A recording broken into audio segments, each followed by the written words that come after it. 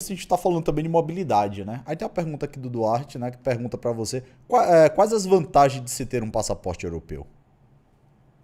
Rapaz, morar na Europa agora é pepino, é barril, não é isso?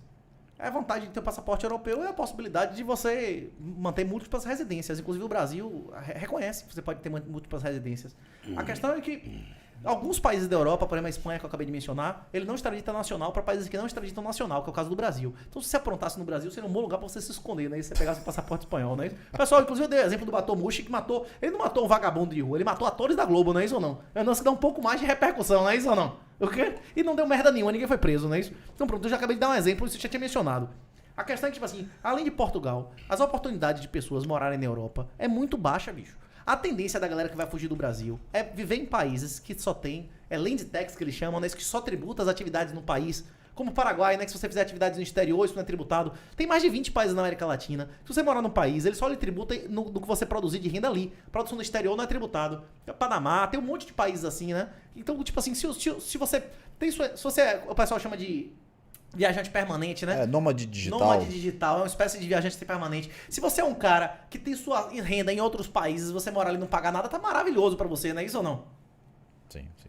Eu acho que a tendência nos próximos anos é o pessoal, muita gente no Brasil, inclusive vai buscar residir em outros lugares, inclusive ter residências simultâneas. Você pode ter residência daqui para fins fiscais de alguma coisa e ter outra residência no Paraguai, no Uruguai, em outros lugares, ou ter uma pessoa jurídica que eu faça, né? Essa dica é boa. Agora, a questão do passaporte... Ainda mais que tá aqui na internet. Para efeito fiscal, basta a residência. Mas para efeito criminal tem que ser a cidadania, não é isso ou não? Sim. Sim.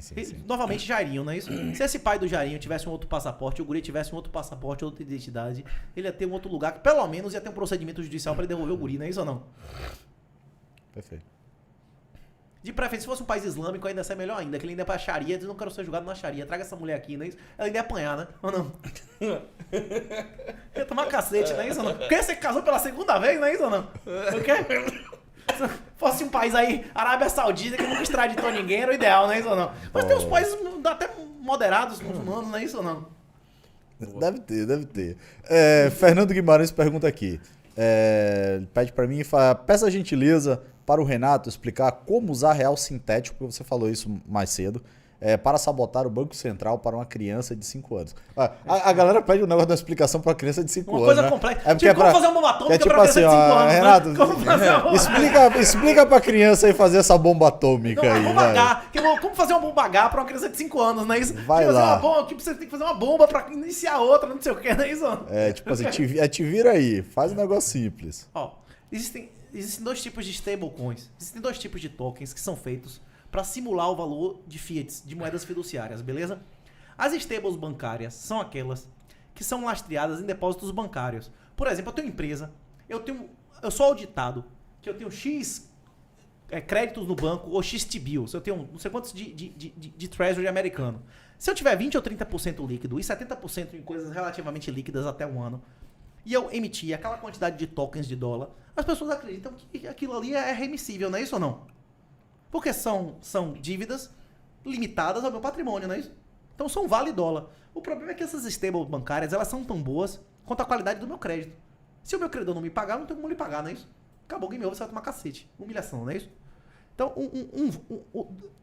dinheiro, uma coisa é você ter dinheiro e a outra é você ter saldo em dinheiro. Uma coisa é você ter reais e a outra é ter saldo em reais. O seu saldo é tão bom quanto a qualidade do crédito do emissor, não é isso?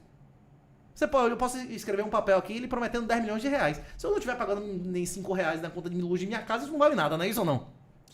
Ou não? Isso é stable bancária. A stable bancária é uma coisa tão perigosa quanto você fazer orgia no brega, né? Isso com travesti e tal pisteiro. Por quê? Você não tá assumindo apenas o risco da pessoa que você tá vendo. Você tá assumindo o risco de todo mundo que já fez sexo com aquela pessoa. Você tá assumindo o risco dos credores, do governo, risco legal, risco operacional, risco da plataforma onde você tá registrado, risco do credor que se decalote, aquela outra empresa quebra, não é isso? Você tá riscando de várias pessoas que você nem conhece, né? Beleza? Então, além disso, tem a questão moral. Se você compra uma stable bancária que compra títulos de governo, você tá financiando quem? O governo. O governo. Então você está, de qualquer maneira, financiando o seu inimigo, né? Se você considera o governo seu inimigo. O que é o stable algorítmica? Por exemplo, o DAI do MakerDAO.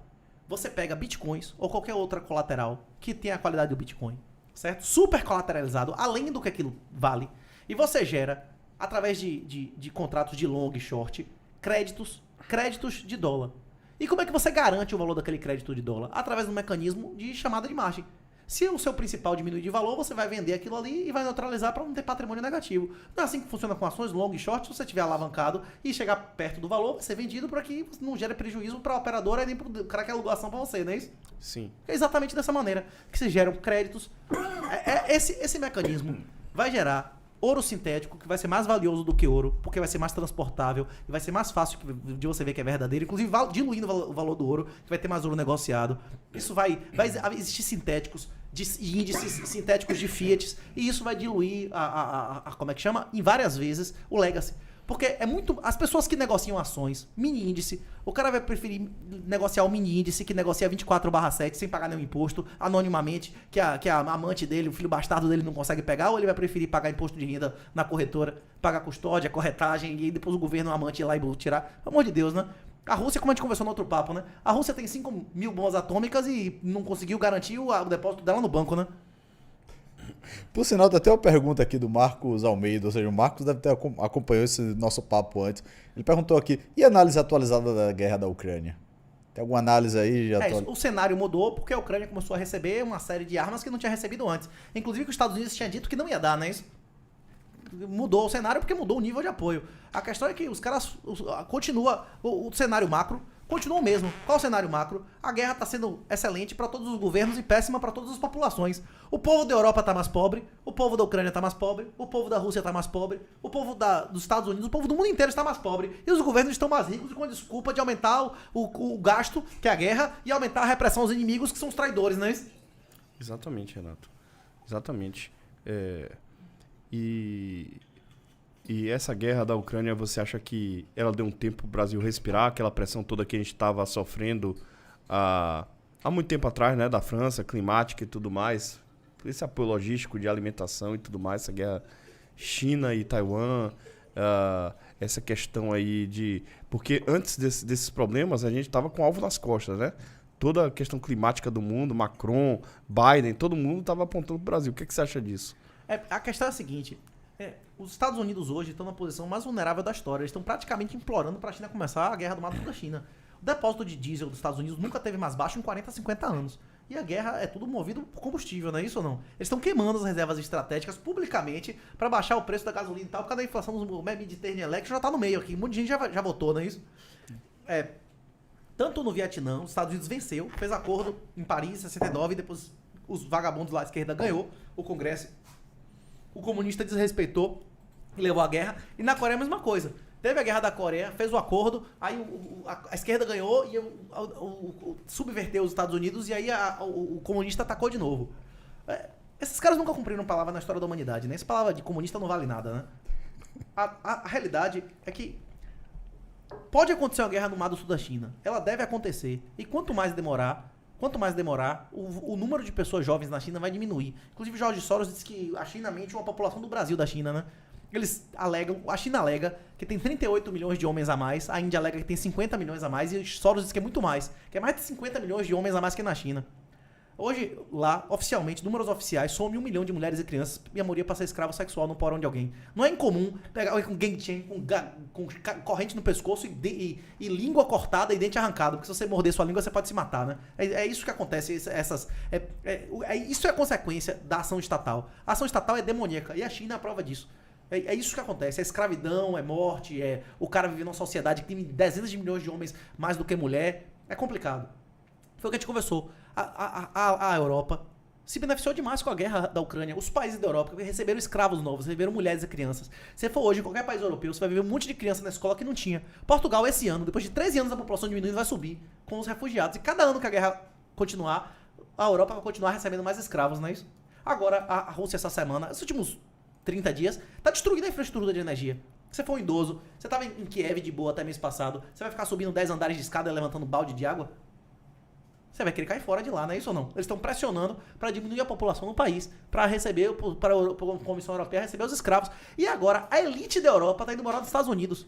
Se a BASF não tem mais como manter nenhuma indústria na Europa, eles vão mandar as indústrias para onde? Para onde tem energia barata. Os Estados Unidos tem gás ocioso, não é isso? Mineração de Bitcoin está bombando no Texas, que eles estão queimando gás que não tem para onde mandar, não é isso? Esse negócio de, vai vender gás americano para os Estados Unidos. O processo de gasificação e regasificação é mais caro do que o gás. É dezenas de vezes mais caro que o gás. O gás da tubulação, que era como o da Rússia, rapaz, é dezenas de vezes mais barato do que fazer um processo desse, né? É porque você tem que congelar o gás, comprimir ele e depois descongelar. Isso é um negócio caríssimo. Mas você sabia que tem chegado a cada X meses aqui no Brasil, vem chegando um navio sempre com esse gás, porque você tá... enfim, a Petrobras tem comprado mais barato gás para gaseificado, enfim, do que o próprio gás que ela produz aqui. Da onde?